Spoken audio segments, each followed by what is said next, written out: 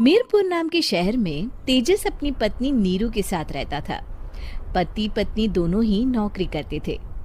एक दिन तेजस गांव अपनी माँ के पास फोन करता है।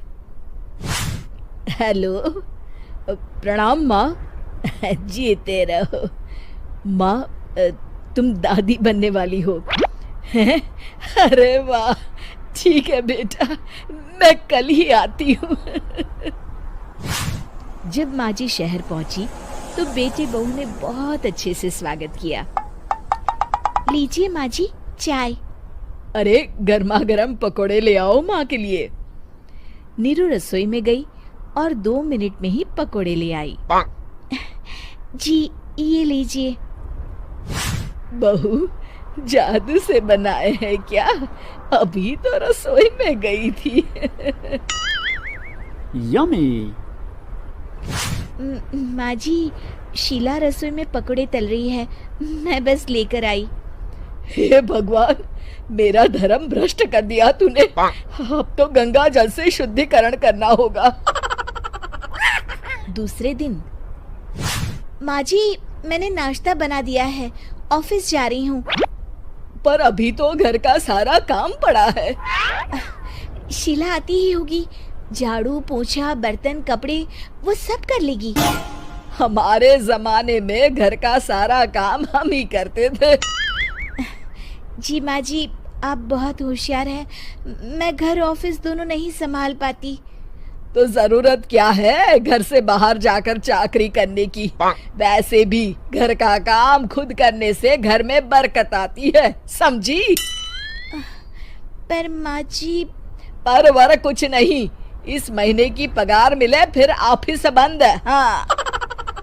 रात को नीरू तेजस से कहती है, सुनिए जी, माँ जी बोल रही थी कि मैं नौकरी छोड़ दूं। वैसे ठीक ही तो है, अभी तुम्हें आराम की जरूरत है। फिर भी आराम कहाँ, शीला को छुड़ाने के लिए बोल रही थी। तो अब 24 घंटे में इतना काम तो कर ही सकती हो। पर जॉब पसंद है मुझे, घर पर मन नहीं लगेगा। अगले दिन जब दोनों ऑफिस के लिए निकल रहे थे, मेरी तो कोई कीमत ही नहीं है इस घर में। माँ जी, आजकल महंगाई बहुत है, रहन सहन भी बदल गया है, दोनों नौकरी करते हैं तभी ठीक रहता है। अच्छा, तू कहना क्या चाहती है? मेरा बेटा तुझे बिठा के खिला नहीं सकता? तू ही इस घर का खर्च चला रही है, हैं? नहीं माँ जी, मेरा वो मतलब नहीं था। मतलब खूब समझती हूँ, ये बाल धूप में सफेद नहीं किए मैंने। हाँ। अब तो ये रोज का काम हो गया था। तेजस भी रोज की झिकझिक से परेशान हो गया था। एक दिन उसने कहा, नीरू, वैसे भी तुम्हें मैटरनिटी लीव मिलने वाली है, तो अभी से ही छुट्टी ले लो।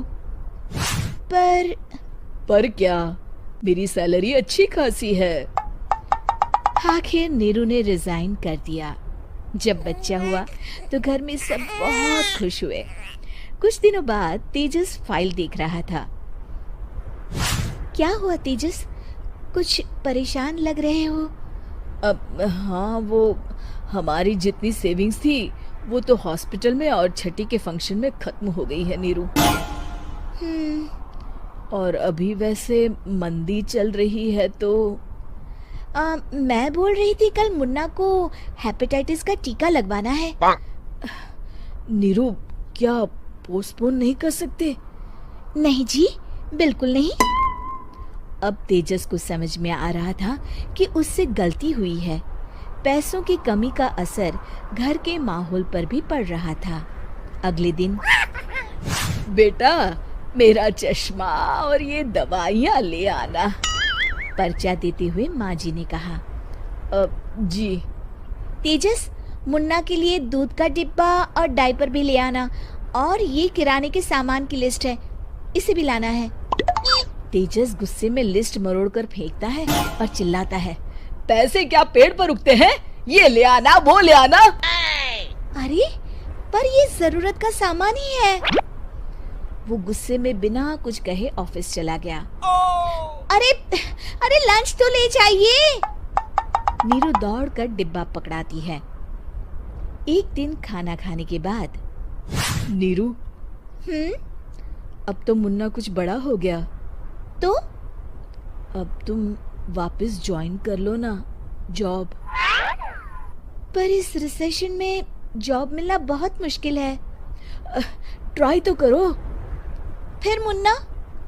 माँ जी है ना, और एक फुल टाइम मेड भी लगा लेंगे। पर माँ जी, उन्हें तो पसंद नहीं। तभी माँ जी वहाँ आ जाती है और प्यार से नीरू के सर पर हाथ फेरते हुए बोलती है, अब मेरी समझ में आ गया बहू, पहले के और अब के समय में अंतर है। तुम काम शुरू करो, मुन्ना की जिम्मेदारी मेरी। मेरी प्यारी माँ जी। ये कहकर नीरू उनके गले लग गई। शिक्षा, परिवर्तन संसार का नियम है, हमें भी समय के साथ चलना चाहिए। उम्मीद है कि आपको हमारी ये कहानी पसंद आई होगी। कृपया हमारे चैनल को सब्सक्राइब करें और सभी अपडेट्स के लिए बेल आइकन जरूर क्लिक करें। और हाँ, वीडियो लाइक और शेयर करना मत भूलिएगा। Bye bye.